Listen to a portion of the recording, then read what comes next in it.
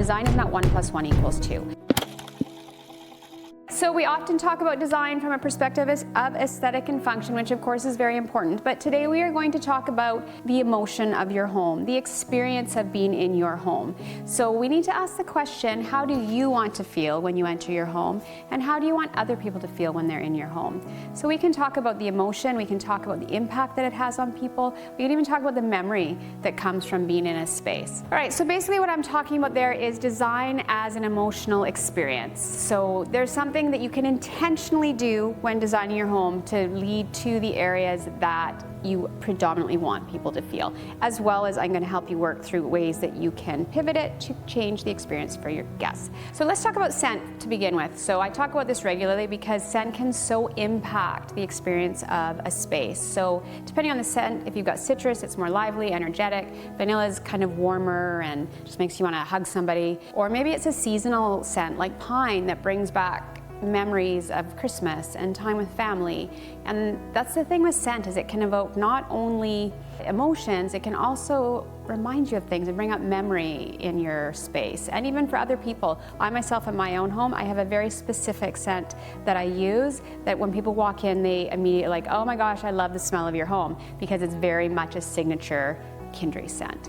So that's the first scent that we must not overlook. And there's obviously varying different ways that you can bring scent into your home. The second sense that we're going to talk about, which is rarely talked about in design, is sound.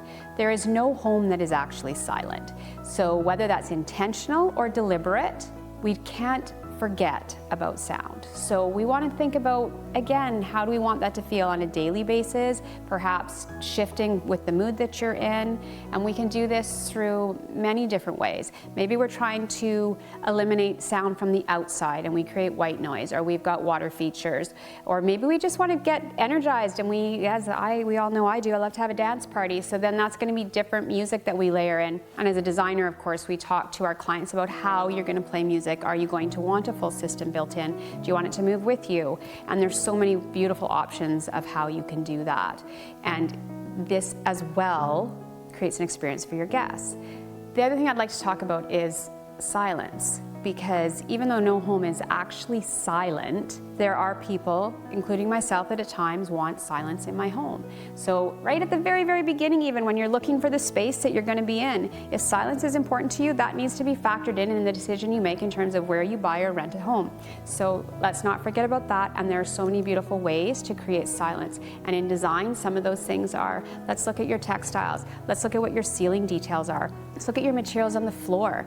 There are so many sound absorption materials that can be used to create that, for me, the warmth of being able to be in silence. So do not overlook sound in both its silence as well as its energizing and other emotions that come up with the use of sound.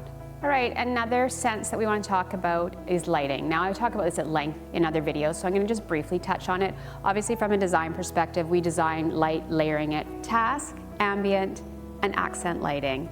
The other thing with lighting is you want to look at color temperature, because warmer color temperatures like 3000 or even warmer are going to make you feel a certain way. It's warmer, it's more relaxed, it's calmer, versus the cooler color temperatures are often more lively, crisper, brighter, which is often why they are used higher in office spaces. The other piece of lighting that you don't want to forget about is that it allows you to change your design without any redesign if it's done properly at the beginning. So you might want to feel in the morning something very soft and cozy when you're waking up getting ready for work, and then throughout the day you might want something brighter, more energized, and in the evening you might want task lighting if you're working on something very specific, or you might want to dial it right back and have a dinner party and change the feel of it by changing out your lighting.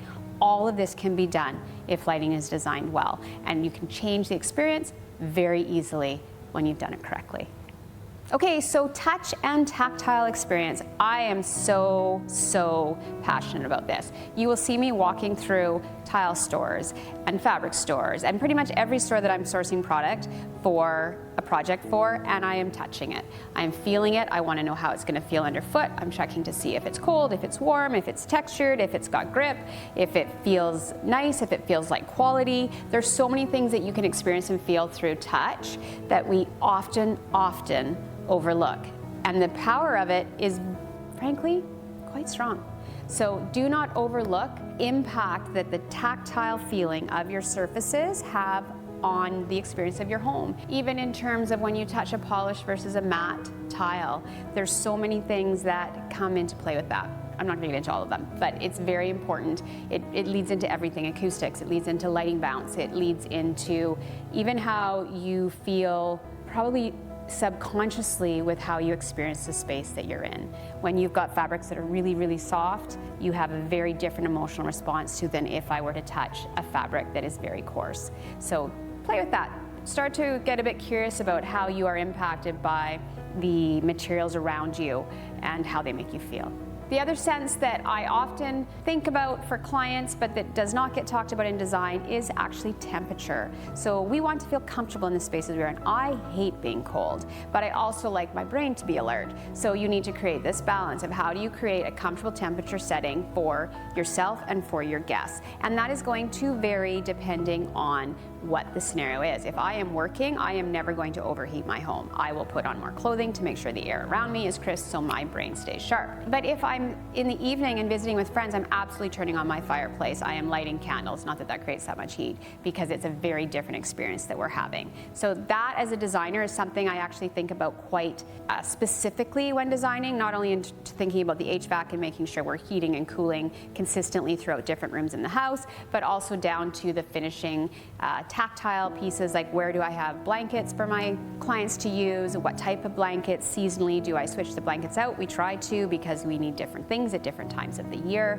So these are things that are often overlooked but create a very important piece of how you're going to feel in your home and how other people are going to feel in your home. Don't forget about temperature. Okay, so why does this matter? Because the senses that we use in our home design can change how we react in our relationships, how our stress levels are, how we choose to enter the space, why we even want to have people over. Sometimes these senses are the reason why people don't invite people into their homes. Even if your home is beautiful and it's been designed beautifully, but it's cold, it's not inviting, it's because you've missed these pieces of design that are so important that you want to bring people and welcome them into your home.